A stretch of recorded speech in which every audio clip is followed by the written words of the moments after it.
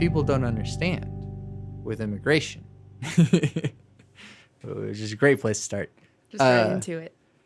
is that it's a lot more complicated than people realize. So a lot of times people just say like, oh, why don't you just become a citizen? It's not that simple. To be eligible for naturalization, because that's the process, you have to be a permanent resident for 3 years, I believe. Maybe 2 years. Either way, it is years. And then there's also like a fee and a test for naturalization. I forget how much the fee is, but it costs money. I don't really want to know the fee. Yeah. I think it would just make me sad. But to become a permanent resident, you also have to qualify for, so that permanent resident is like the same thing as like green card. So like to be eligible for a green card, you either have to be like, there's some tiers and there's certain qualifications. There's also lots of tiers in the other sense.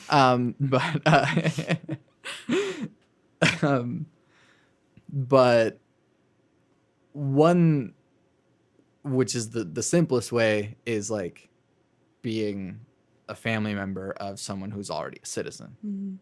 But you have to be like a direct family member in a certain direction. So like you can be married, you can be a child or a parent of a citizen, but siblings are not necessarily on that criteria. Like, So, so you said you were born in Venezuela, right? yeah. So is that where your parents are from as well? Yeah. And I mean, I guess I can talk about it since like legally, Yeah. But both my parents are permanent residents now. Okay. But yeah, so they were both born in Venezuela. I was born in Venezuela. Both my brothers, I have 2 brothers, were born in Venezuela. So that it's a weird thing because, again, you can't just come into the United States. No, absolutely. No, because my dad, he was born in Mexico, and he has like his parents. I mean, you know how it goes, like from old Mexico, like they've been there for generations and generations. But his generation, they were looking for a better life, obviously. So they all came over illegally, and he has so many brothers and sisters. Like I could not even tell you how many he has. But a very, very, very big family. You know, obviously like traditional Mexican family. But illegally how? Because there's like there's like a criteria, I guess, like illegally like wet back, as they say, where you like cross the river. Yeah, like I was gonna go into it, like him and his brothers and sisters literally like crossed the border, like they swam over, and that wasn't even something I figured out until literally like a couple years ago. But he has been here for so many years, you know, like he's been here since he was probably like 19 and he's like 54 now. Right.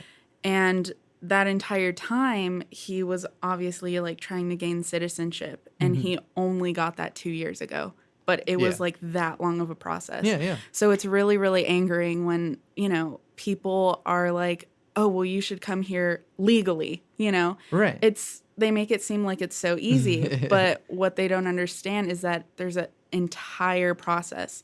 And like, we really, really have to figure out how to try and make that easier and more efficient. And a lot of stuff going on right now too, like kids being separated from their families at the border and things like that. Like a lot of people just turn their eye because they're never going to experience that. Sure. You know, no one has empathy these days. And it's a tricky thing because you also can't advocate open borders, because you do need to be aware of who is coming in and out of the country, or else there are terrorists, but that is like a fraction of the people who are coming into the country. But it, you do have to vet people. That's a thing that you should do, and especially in America, which is like supposedly the most powerful country in the world. I don't know if we can still say that with our current president, but I think as of right now, we're just seen as like a laughing stock, and no one's really taking us seriously because of the current situation we're in and all the problems we're really creating for ourselves. You know, just with the stupid things that come out of his mouth, you know, with no thought behind them. Or his small thumbs, but I know, because I've got small hands too. But you know what they say about small hands? Oh, don't go there. Oh my God. Got big feet though. But I have noticed that, like, I have heard stories. I haven't experienced it myself, but like when you talk to foreigners too, like, and they're like, "Oh, you're from America, so what's that like?" and you know, they're like, "Yeah, okay, yeah." But well, you know, I did talk to a guy from the UK, and it was right about Brexit time. So, So we were both like, yeah. And you both just kind of stare down and you cry a little bit. Sure. And you're like, oh, darn. Right. Well, and that's another thing that I sort of looked into more the idea of populism, but like with populist movements, a lot of the people that are targeted by the populism are the people that don't really know enough politically to really know the implications of what they're actually voting for. So with Brexit, it was like, yeah, we want to be allowed to see if we can leave the EU for reasons. And it's like, yeah, I mean, that's a nuanced decision that, you know, there's a lot of complications and things involved in being in the EU. But by saying like, all right, let's just leave without fully understanding the implications of all of that, then I don't know. That's why it's weird considering the problem of the dilemma of democracy, in that with a lot of political writings have talked about how, like, yeah, democracy is a good thing because you do have the will of the people, but it also requires that those people aren't idiots. Man, you know, it's like, I remember, and ignorance plays such a huge part in it. And I know that I'm very guilty of that, especially with, like, just last election, like, just for a state, like, just, you know, it's like you have to do research about it. And, you know, I really wish I did more. I think our generation, a lot of people, just because things are so bad right now, I've seen a lot of people, they're like, I don't want to know anything. I don't care, you know? And ridding yourself of knowledge is possibly one of the worst things you could ever do. Because when situations like that come up, you know, you start talking, but you don't know what you're advocating for or against, you know? So a lot of the times you just kind of make yourself look, you know, really, you know, dumb like me. No, but, you know, like, you need to read and you need to know what's happening in your country and in the world. And, you know, just, you need to know what's going on, because if you don't, sometimes you won't even know that it's directly affecting you. Yeah. And that, again, that sort of goes back to the whole democracy thing, is that people need to be informed about what they're voting on. Exactly. Having a right to vote, everyone who registers to vote is allowed to vote, but that doesn't explain to them the implications of what their vote means. It doesn't educate them on the way that this will affect economies or, foreign policy or whatever it might be. And so I think both socially and culturally, those are kind of interchangeable for me, but we should sort of encourage more knowledge in that way. But our culture, at least here in America, is very much like, it doesn't affect me. Absolutely. I don't really care. Absolutely. So I don't really have to worry about it. Mm-hmm. And it's that kind of lack of empathy that we're talking about, But it's also not even necessarily a lack of empathy, because there's a lot of people who want to do something about something, and they just don't know, because they have no point of reference to find out, like, okay, what do I need to do? Some high school janitor or something may not have the resources available to really understand what, nuance in what this politician is saying, if the politician is, pandering to them or something, without even really knowing that. This was just something today, I believe, that Trump is proposing doing basically a $12 billion bailout for farmers, because he imposed a whole bunch of tariffs on different countries. And so it costs more money to send out food or receive resources. And so since these farmers are receiving less money, they're just like going broke.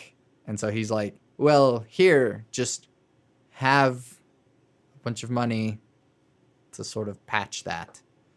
And so it's an interesting thing, because we know for a fact that rural areas voted for Trump more. Mm-hmm. And so it was these very farmers that voted for their own loss in money. But it's not their job to know how economics works. It's their job to know how to make food happen and make a lot of it so that they can survive. And it's so to them, voting for Trump was just like, yeah, I like what he's saying, mm-hmm. and he seems like he's going to help me. So yeah, here it is. And so in some ways, by doing this $12 billion sort of like, here you go, farmers, he's in a way just like buying votes. So education could go a long way. Mm-hmm. But there's also the problem of automation, in that a lot of these farmers' jobs are going to be gone and have been gone. Oh, yeah. Due to increased technology. Now you don't need a whole freaking crew of people to, gather a field. Now you just need one farmer on a tractor that harvests everything. And it's like, cool. Now you have less work for more land.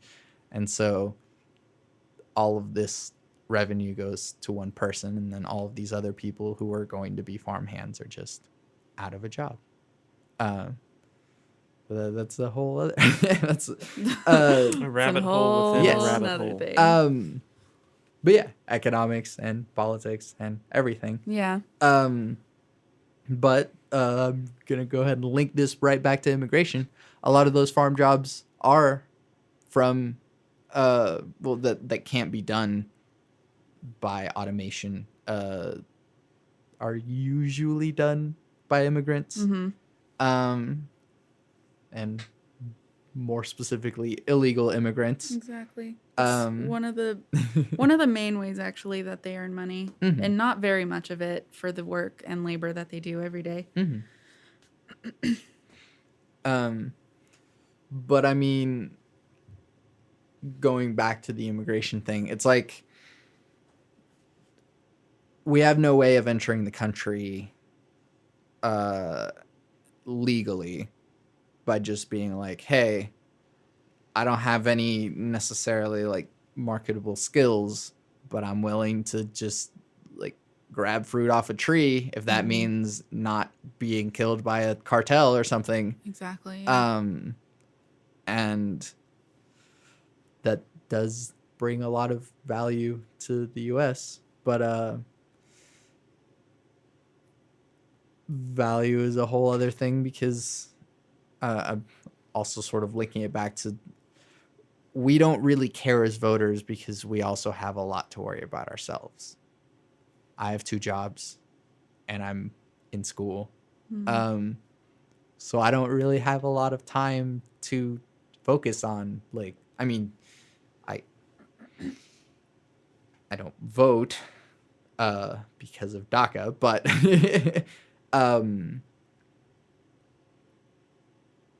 I am as informed as I am just out of curiosity, but that also takes a lot of time and energy and makes me upset. And some people don't need to be upset because there's a lot of people with mental illness. And so, like someone like Dr. Pants, for example. Oh, man. He is very affected emotionally by all this stuff. Even if it doesn't necessarily affect him directly, it still affects him emotionally. And that's something that you have to take into account. It's like, well, maybe I don't need to be informed about this stuff because it's going to hurt me mentally. So I don't need to be on social media or reading up on the news because it's just going to upset me and I'm going to be a less productive individual. Yeah. Yeah. What do you guys think? How do you feel like mental illness is seen in the US? Personally, I don't think it's taken as serious as it should be. I think it's at an all-time high. Yeah. Definitely. And I don't know if that's the product of we all kind of feel like the world's kind of going to shit, or you know, if we're just a bunch of sad boys. But there are very few people that I know personally that don't have mental illness. And that's kind of crazy to think about, because I feel like it's not seen by older generations as something as serious as it actually is with us. But I mean, you can just see that alone, and like, if I want to start another trail, like just like homeless people and you know, rehabilitation of like prisoners and all of that is just like so much of it is mental illness, and we just don't have the proper treatment. I sorry to butt in. Oh, I no, just go have ahead. to add something along those lines. So it's kind of funny that you say that because my family, we are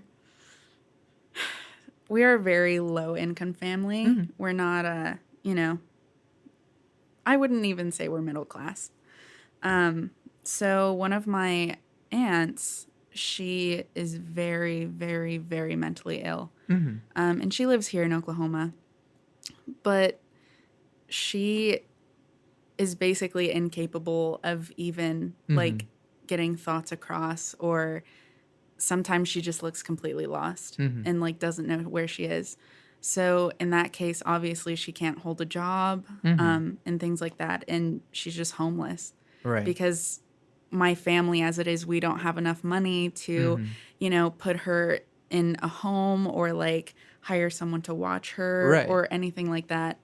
So she's just literally living on the street. And it's like, what are we doing to help people like that? You know, it's not taken seriously. Well, that's where, I mean, filthy communist Marx has some criticism about that, and that's a lot of my criticisms too. Is that basically in this society, we live in a society. I can't go 2 minutes without memeing. Yeah, that's a pretty big mood, honestly. But you have no value if you don't have money. You are not a benefit to society. You're a detriment to society if you don't have money. And so I'm not necessarily in that same spot, but like I don't have health care. I don't know if I have like 12 diseases. I don't know. Like, but yeah, I'm not gonna go to the doctor to freaking like, I can't even tell you the last time I've had a checkup was. Yeah. Honestly. So it's not like we don't want to go to the doctor or don't want help, but we're just incapable of receiving that help. Can't. Yeah. And so, yeah, with all these homeless people, maybe there was a point where they could have been helped a lot better and where they could have maybe gone to a therapist and not gotten to such a bad state that they would have just gone completely crazy and lost their job and now are crazy homeless people on the sidewalk. But we let it get to that point because there's nothing there to stop someone from going all the way down. So if you don't have the money to take care of yourself, then you just won't get to be taken care of. And that's it. That's all. Yeah. There's charity, but charity depends on those that have the money to be willing to give it out. Yeah. And that's where the problem occurs. But you were in a train of thought there, Aidan. Where was I? He says, was I? Yes. Was I? Yeah. But, I mean, like, you know, I myself, like, and I mean, for a lot of people right now, it's just depression and anxiety. And that's what so many people on a daily basis deal with. And it's like, it really isn't taken seriously. And it's just kind of treated as a norm. Right. It's like something that, like, but when it literally gets to the point where it's like, back to like Dr. Pants, where it's like, you can see it's almost like physically, like just like, yeah, exactly. It sucks. Yeah. On another note, who is this Dr. Pants? Dr. Pants. David Royals. He's a songwriting teacher here. I love that name. You'll That's get to an meet him. interesting name. He's great. That's pretty his stage name. He's on the podcast a few episodes ago. That's pretty cool. I He's a like that fun name. guy. Yeah, that sounds cool. He's a great dude. Sorry, go on. Go on. No. You know, and he's always like, and he's very much in touch with the political climate. Right. But you can tell it's like, it affects you. yeah. And, you know, Bros isn't the guy that, like, sometimes I'm just like, don't look at the news feed today. Right? Yeah. You know, it's like, I know who told him that Prince died. Oh, I was in the room. Yeah. Yeah. Yeah, please tell us.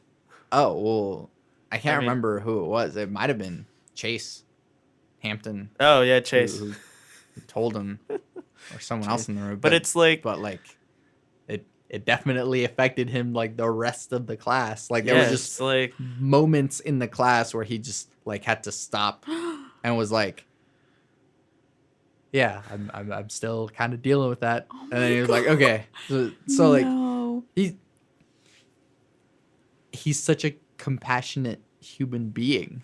I know. Oh my gosh. He's that very he, like, much feels everything. Yeah, he's very much an empathetic person. Aww. And I remember, when David Bowie died.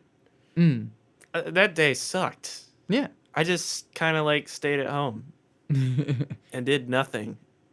It was just like, can I listen to David Bowie today at all? Can I do that? Is in tears right now. Yeah, exactly. Can I listen to David Bowie? Can I do it right now? Can I do it? Lord help me.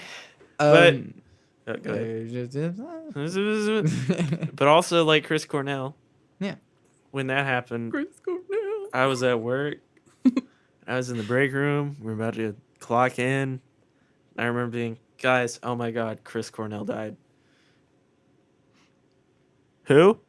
Oh my gosh. Man. Well, I mean, there's always gonna be someone that, like. It was everybody. There were at least 30 people in there. Oh my God. Well, are you being dramatic or like? I wish I was. Oh my gosh. I wish I was. I really wish I was, cause it hurts, and that also ties back into the mental illness thing because he, what happened there was a thing of mental illness, but also like him and Chester Bennington were both very good friends, but they did that whole charity. For like abuse victims and for all that. And it's like, why is Chris Cornell like one of the few people that does that? Right. Well, and I think even more so with Chester Bennington being on top of the world, basically. Yeah. Like Linkin Park being one of the biggest rock bands of today.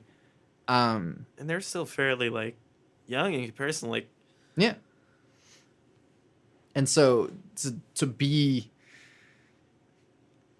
to have everything that you can need, but not have everything that you could need.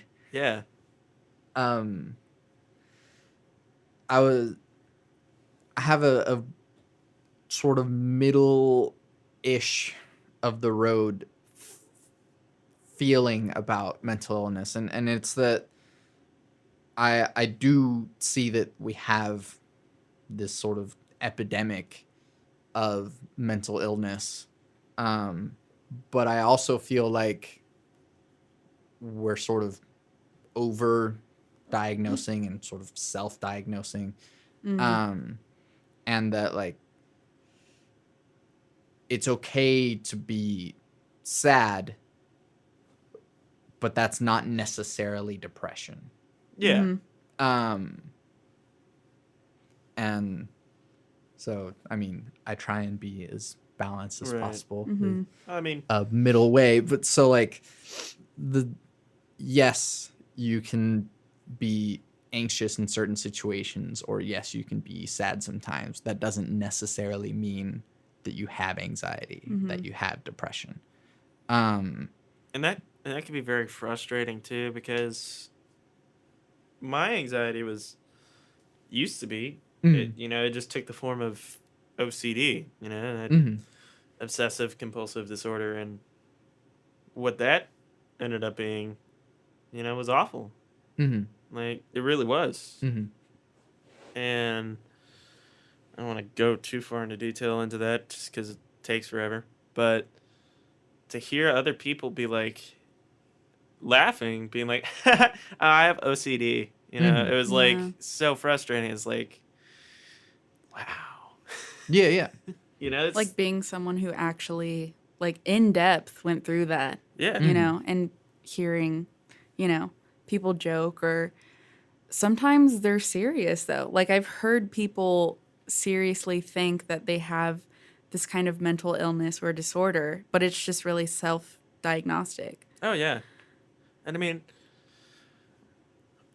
part of it could be they, like really do feel like they have it, but so much of it is just it is taken lightly sometimes. Mm-hmm. Right. Well, it's also just ignorance. Exactly. Yeah. And it's just, we really need to figure out, I guess, how to stay informed about that, but also how not to just jump the gun on it. Right.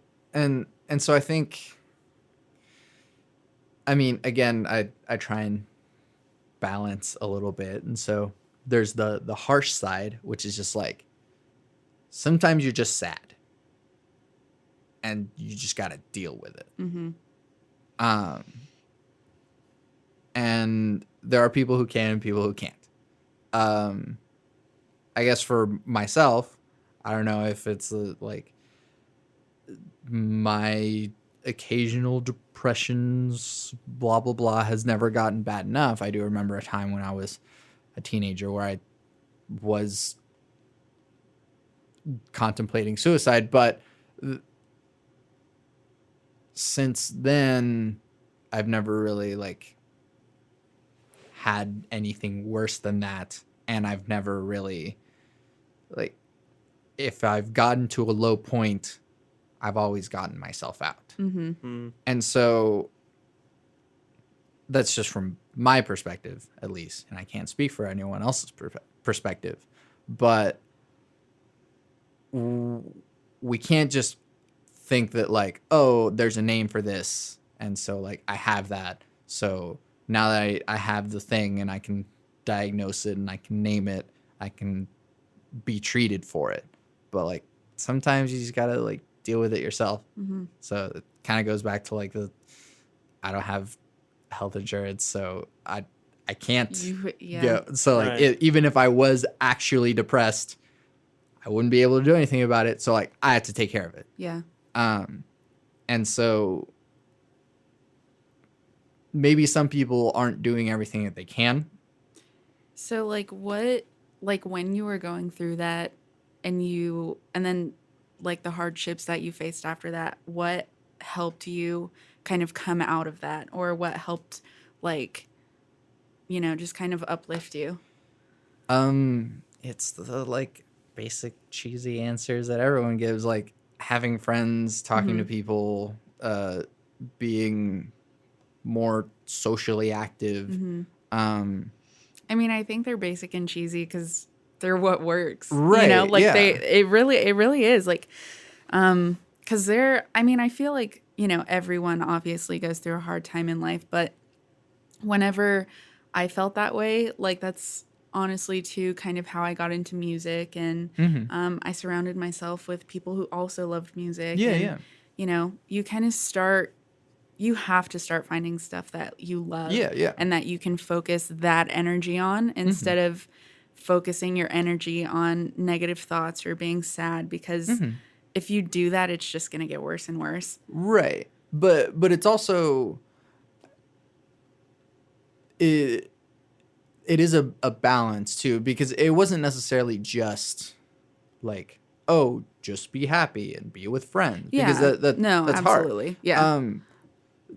I do have like a lot of my favorite musicians to thank for like all of my favorite music is really sad music.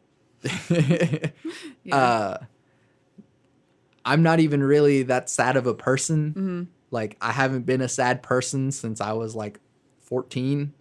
So I think it's more like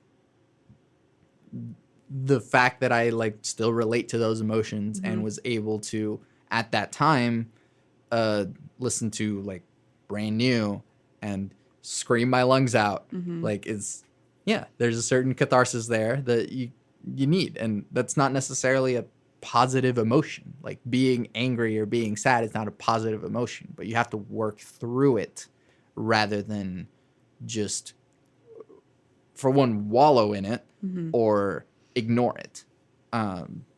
Because if you wallow in it, then it starts becoming an actual problem. And if you ignore it, then it'll just, the dam will burst one day. And so, for myself, like, I work through it. There are some problems that people have that they can't work through it, or they've tried working through it. And yeah, that is where you need like actual help from people and everything. But I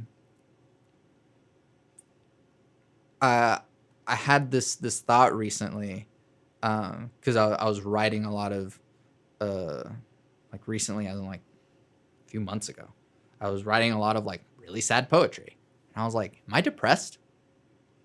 I was like, no, the world is depressing, and that's what I'm writing about. I feel fine, which is weird. And so I talked to my girlfriend about it, but like, yeah, it's just maybe a lot of us are seeing this mood, this global mood in a way, as our own depression, because it's like, no, we don't know what the future holds. We're scared of what tomorrow will bring because we're, on a tightrope between a nuclear war or a civil war. And so, like, what do we have to look forward to? I don't know, the next Marvel movie. Yeah. Ant-Man, but though. I think that goes back to the saying, like, you just, like, as I was saying, you have to keep yourself informed, because when you think about it, we are the future. So no matter what, we can make it better if we know what to do and if we know what's going on. Yeah. Like the generation that's in power now is not going to be here forever. Yeah. And might I say much longer. So, it's scary to think about what the future may hold, but we are the change and we have to be the change. Right. And for the better, because we all know that, obviously, globally, we're pretty unhappy. So, I don't know. I know that it's scary, but you just have to keep yourself informed, and we have to start changing. How do we change? That's a good question. Yeah, I was asking you the questions for a minute, wasn't I? Man, I've been asked this once today. But I think that too, like, it's a small kind of thing, but that is super important, is just being informed. So when the moment comes, you can, make that decision. Yeah. Make that important choice or stand up or whatever. Because I really don't know what it is. Right. Well, it's also like, I think about this a lot. So the fact that I have answers for these things for myself is more that I think about it a lot. Not that I'm that smart that I thought about this already. But like, we need to reprioritize our values. So how long do we spend looking at social media and not doing anything? There was a point today where I was like, I had my lunch, and so I was in between working on stuff, but then I finished eating lunch, but I was still scrolling through Facebook, and then I forgot why I was scrolling through Facebook, and I was like, I'm tired of this. X, back to work. And it was a weird moment, but I was like, why am I doing this? All right, I don't care. Get out of here. And it's simple enough, but like, the Facebook is designed to, and other social medias are designed to keep you on there for as long as possible so that they can get as much ad revenue. But so if we reprioritize our values, how much time should we be spending on promoting ourselves to, I don't know, gain social capital? Hey, look how nice my life is. Look at this selfie I took. How much time should we spend caring for one another or doing something for our community or bettering ourselves. Like I could probably, if I used all the time that I've spent on social media and put that towards like working out, I would be in much better shape. And then, so like, what do we value? And so if we value products, if we value, you know, I have a nice car and I'm happy that I have a nice car, or my house looks nice. And if, if we, I mean, yeah, you can have that be a priority, but at what point does it start being detrimental? Yeah. And instead, how can I better myself to be better for my family, for my community? The internet is vast and infinite, and you can use it for really strange furry porn, or for just scrolling through stuff and learning as much as you can. YouTube has, like, you could get a bachelor's degree just through like YouTube and a free library, because libraries are free. If you don't already have a library card, they're very easy to obtain. I don't know, like, I'm talking to the audience, but I'm also talking to you too. I do, and I lost it when I was 8. Nice. Nowhere to be found. You can literally just like walk into a library and be like, hey, I want a library card. They'll be like, okay. Here you go. Here you go. What's your phone number? Yeah, it's like, it's really just that. And we just got one like not 10 minutes away from our house. Yeah. Like, you know. Yeah. Like, So, I should really read more. Yeah. And it's not like it's impossible to do. Like, it's free if you so you have access to all the information that you could need to get a bachelor's degree in political science if you wanted, just by going to a library and going through YouTube. And that's all you really need, because for those people that are in those sorts of degree programs like humanities or philosophy or political science or whatever, like, that is kind of what they do in those classes anyways. They just throw a book at you and say, read it, and then you have a discussion about it, and then they're like, oh, today in class we're going to be watching a YouTube video. So like, it's when the YouTube video doesn't load, they just let you out of class early. They roll the old TV on the cart, put a VCR in. Oh, jeez. But all they had was right, Jurassic Park. Education is easier now than it ever has been, and you don't have to dump out a lifetime of student loans to get it. We do so anyways because we're stupid. I don't really regret my degree, but that's because ACM is basically a technical school. So, and I mean, like, yeah. you know, like, I was gonna learn this stuff anyway, but it's the people I've met here, and I think the connections I've made that have really been what the degree's been.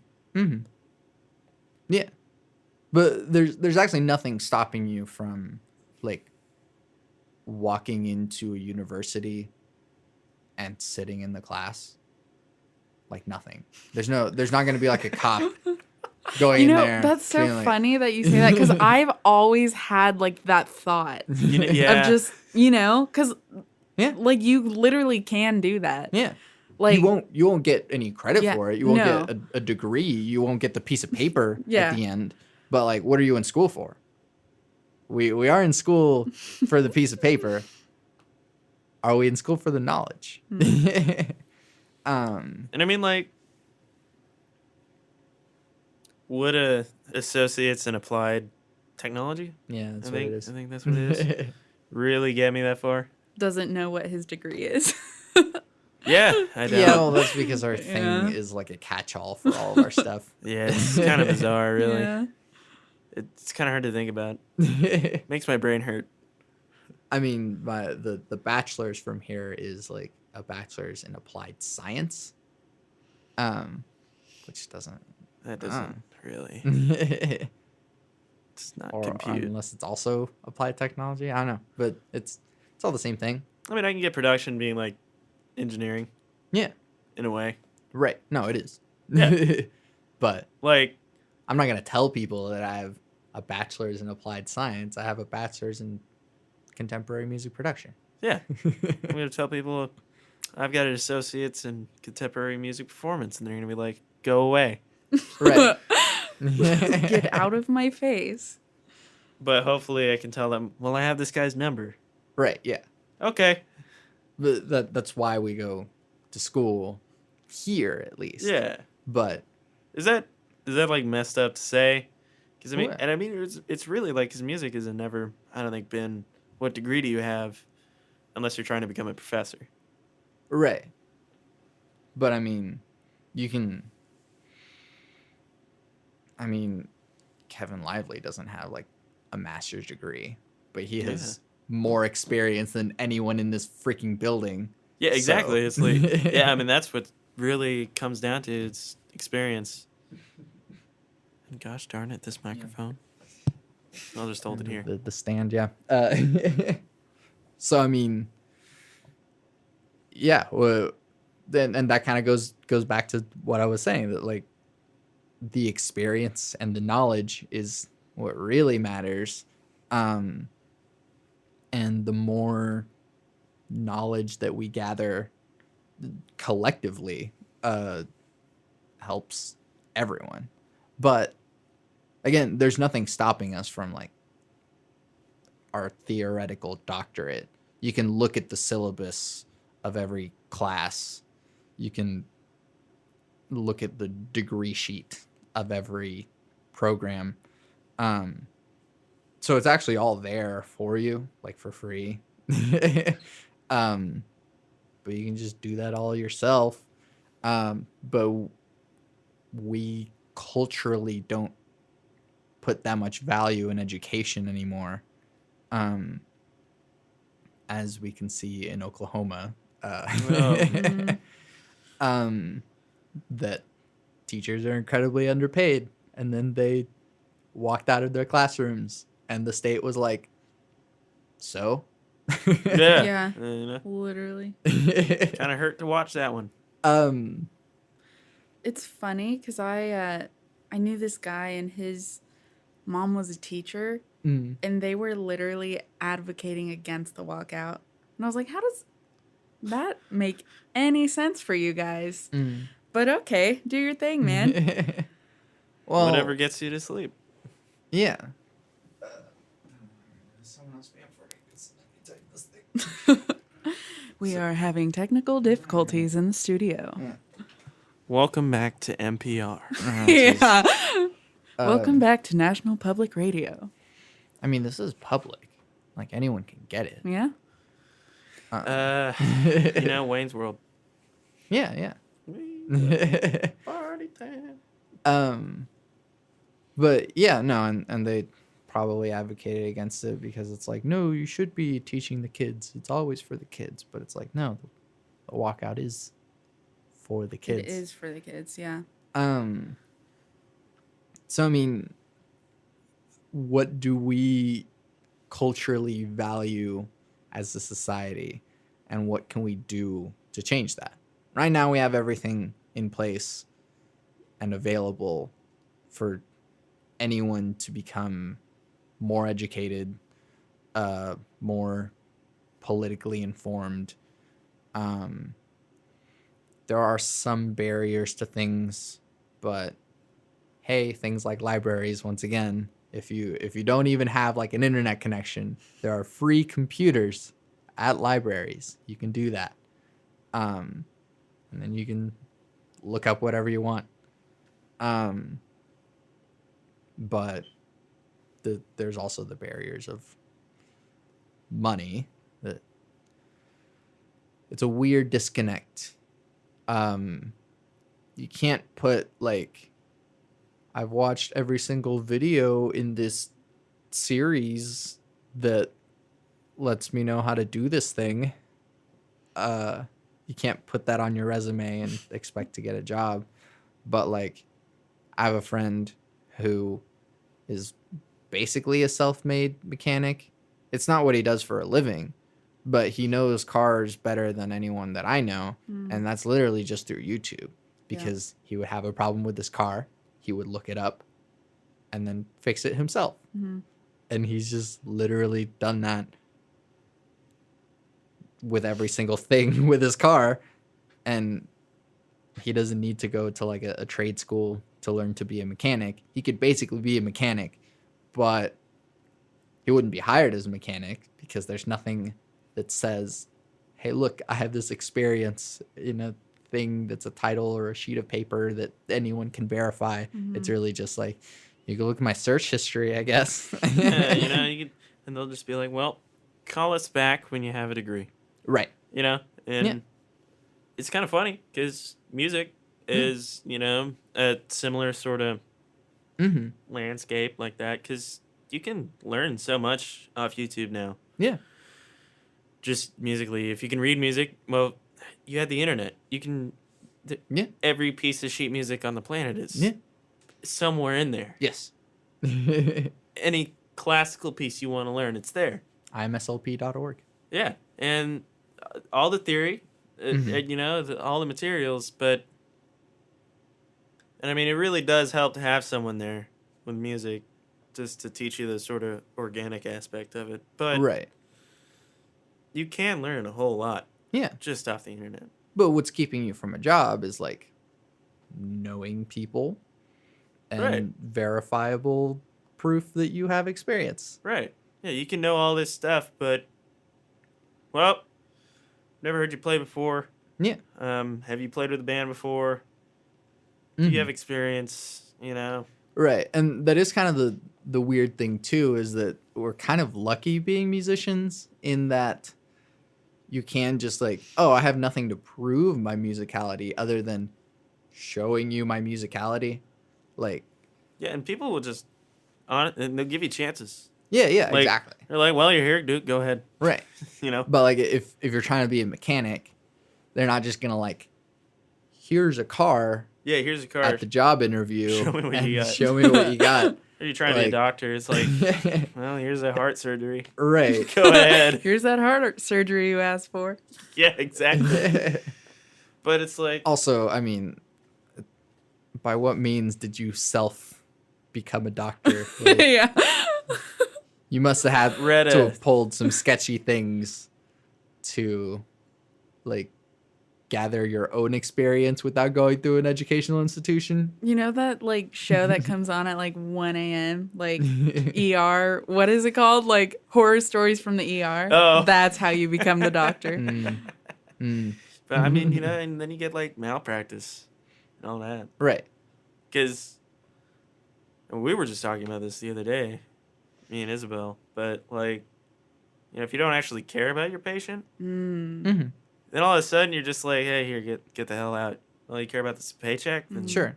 Yeah. But I mean, then so I was just talking about like getting into a job, and doctor is one of those things where you do actually have to go through that path. To do the thing. Yeah. Oh yeah. But like, sure, once you're in the job, then we're dealing with jobs that squeeze all of the life out of us. Yeah. I mean, you really have to love being a doctor to be a doctor, I think. Or you just have to love the money. Yeah. Because that's what a lot of them are, honestly. Really. That is true. I wish that, and it's obvious that they're like, they hate it though. Yeah. There are a lot of good people that are doctors. Yeah. So. No, there are. Thank Christ. But I noticed EMTs too. They get paid less, and they're the first person you run into when you get shot in the stomach. You know. That was oddly specific. Well, I'm just when you get shot in the stomach at 2 a.m. on a Friday, out in front of a Waffle House, because you know that's where it happens, right in front of a Waffle House with the cook outside smoking. Yeah. Oh my gosh. Holds his door open for you as you're walking out. Yeah. EMT walks up and the cook is just like, "He had it coming." It was the cook. You didn't give a good enough tip. Yeah. Oh my god. But honestly, Waffle House is so good. Way better than IHOB. Really, it is. Or IHOB.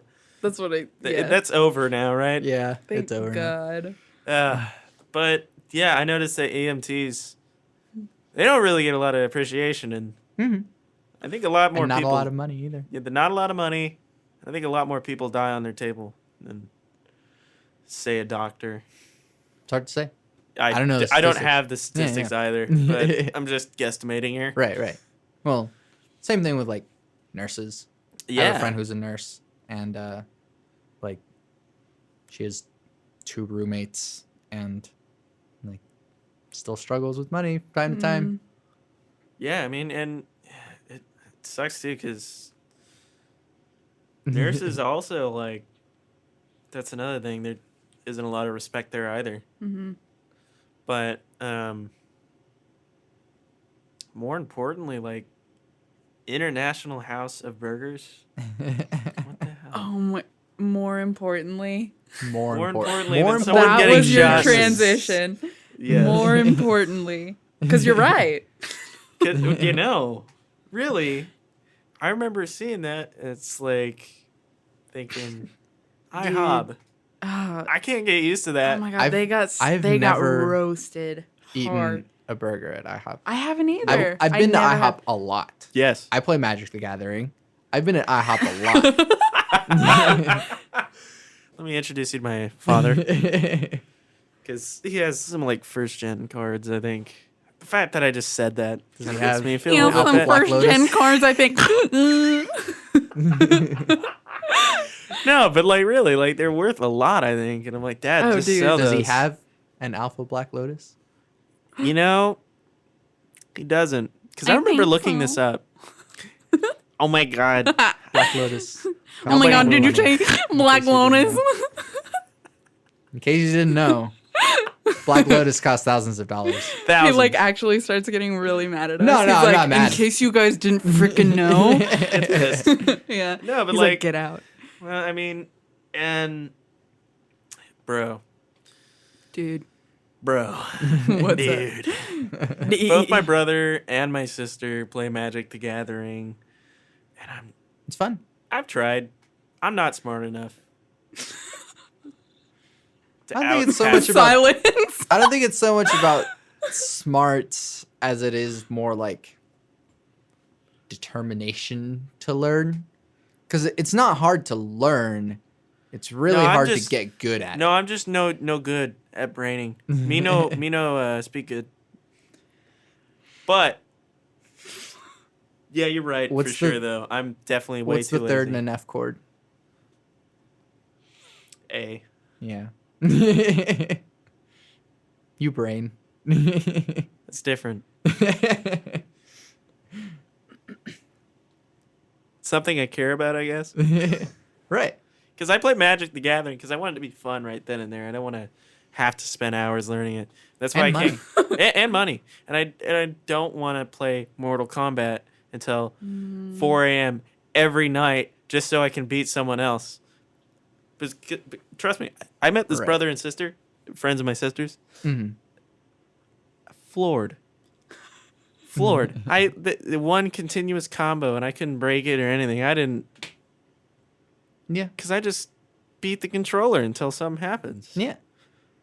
I like how Scorpion says, "Get over here." Get over here, you know? Like how Sub-Zero freezes people and breaks them. That's why I like Smash Brothers, because I'm good at that because that's what I played a lot of when I was a kid. Right. And thankfully, the controls haven't changed. Yeah. Well, it kind of goes back to the idea of our time investments. How much time have you spent playing Smash? That's why you're good at it. How much Over time have you 1,000 spent hours. practicing bass. That's why you're good at it. Over 1,000 hours.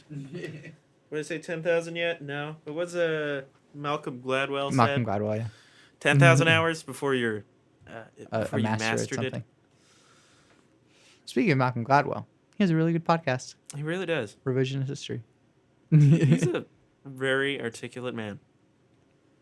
What a nice young man. Anyways, What a nice young man. I had to pinch your cheek.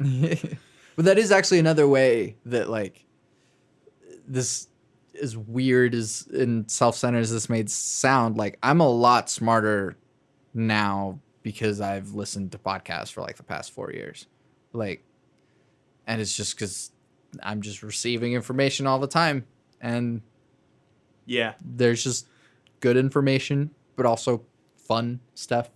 Podcasts are very much something I've grown to love because you can get everything out of it. You can get your radio shows, your Welcome to Night Vales. You can get your, like people shooting the shit about video games. You can get people talking about politics or, ways of life, therapy. You can get that stuff that helps you describing meditate. my podcast right now, or are you just listing other podcasts? Listing other podcasts. I mean, this is, and a lot of them are just like a mixed bag.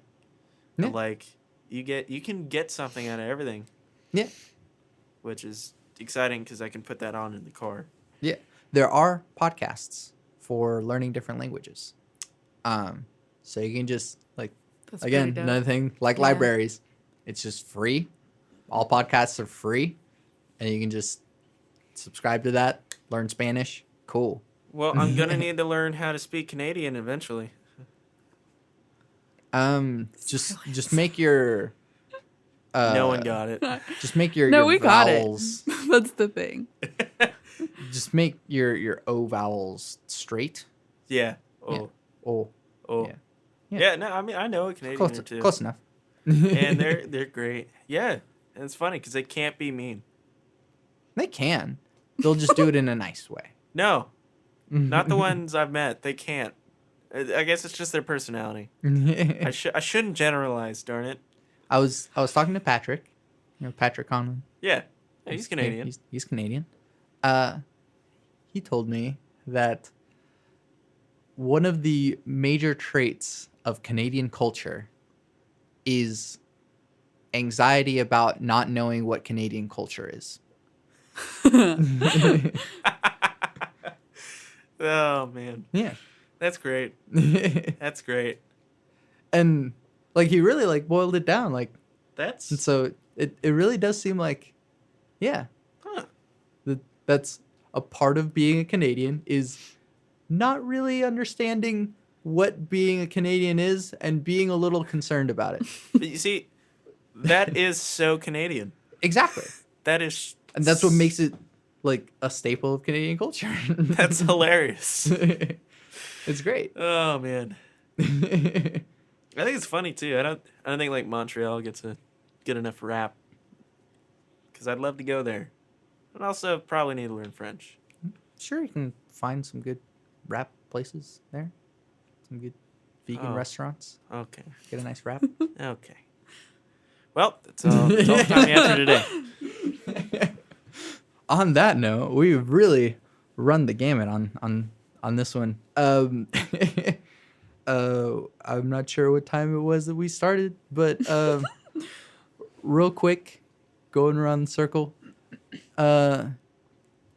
Say one thing that you've been, like, one of each thing that you've been watching, listening to, or playing if you play video games that you enjoy.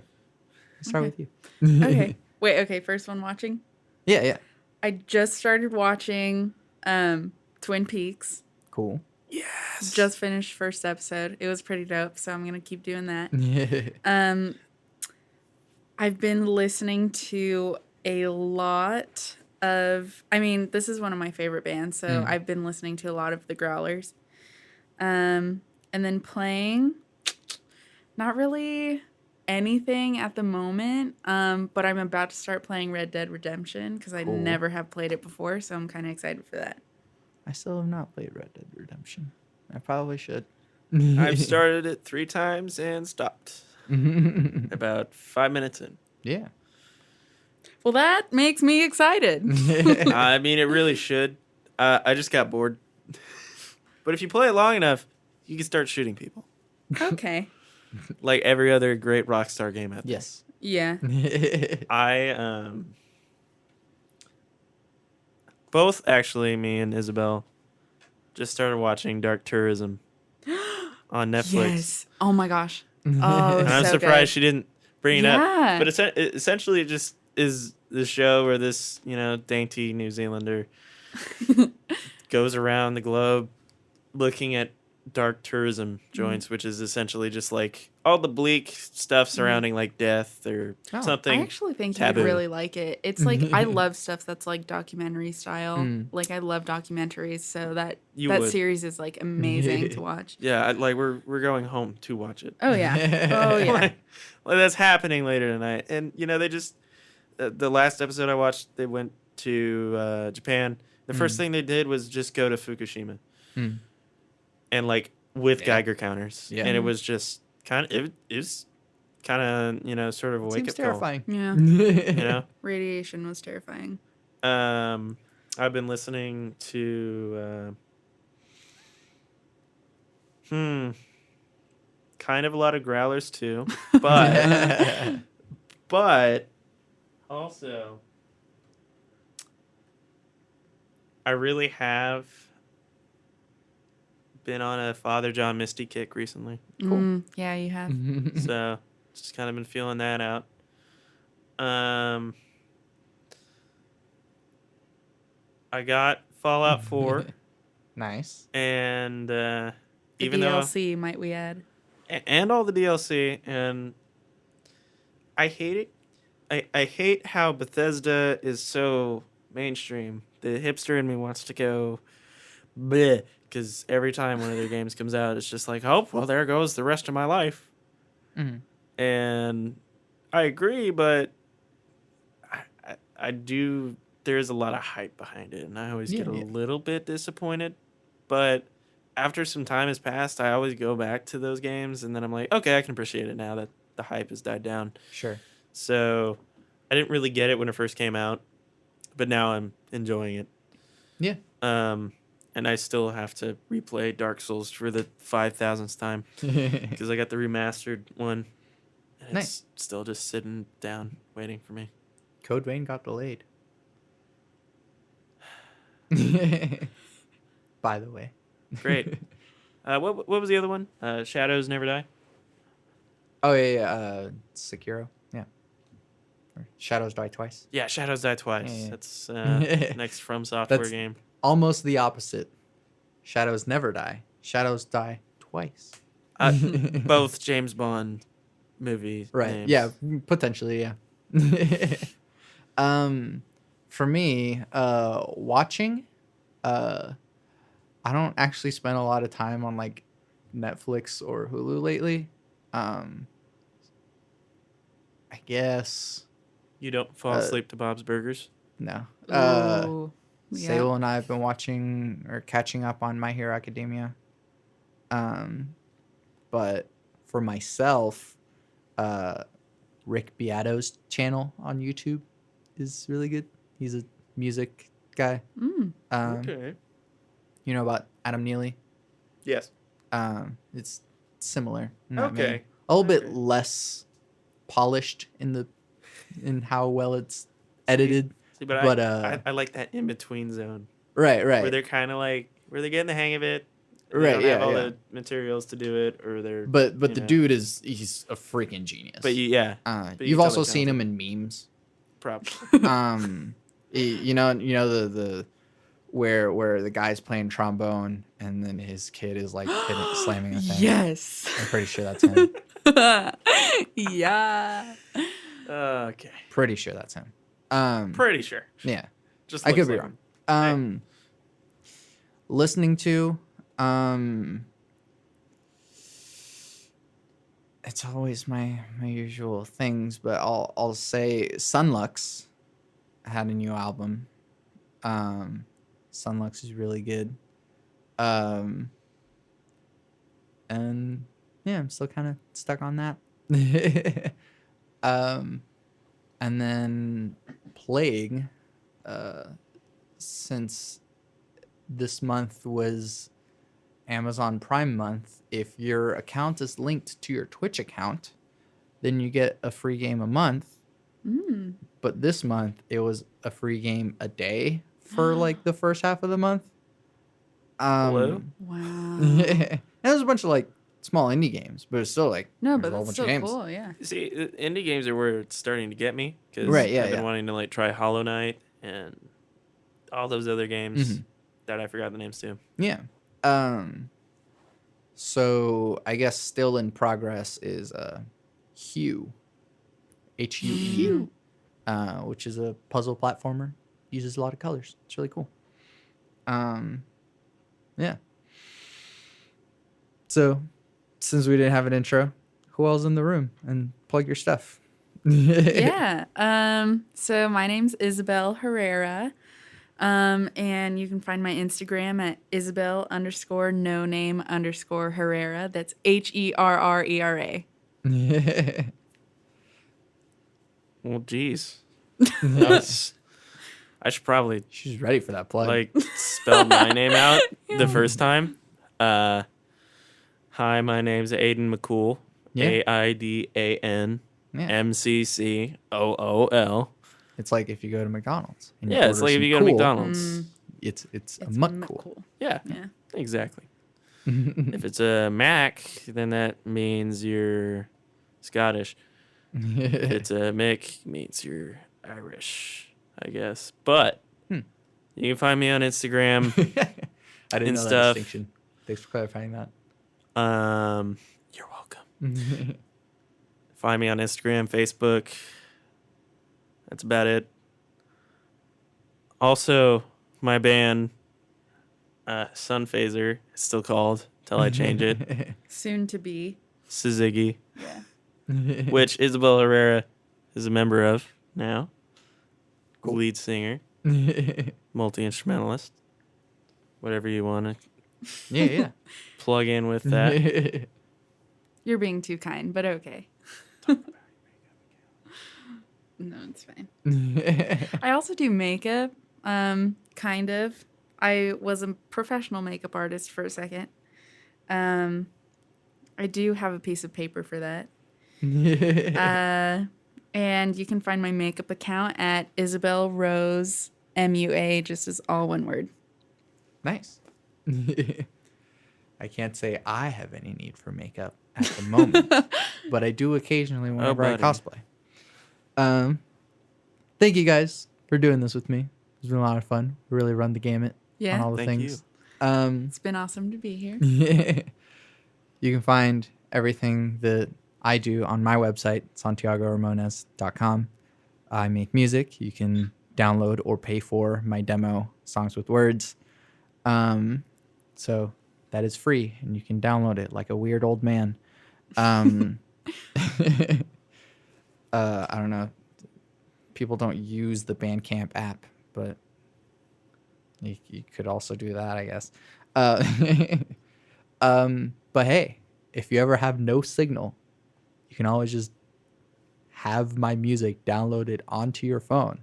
And like, oh no, I can't stream any Spotify right now.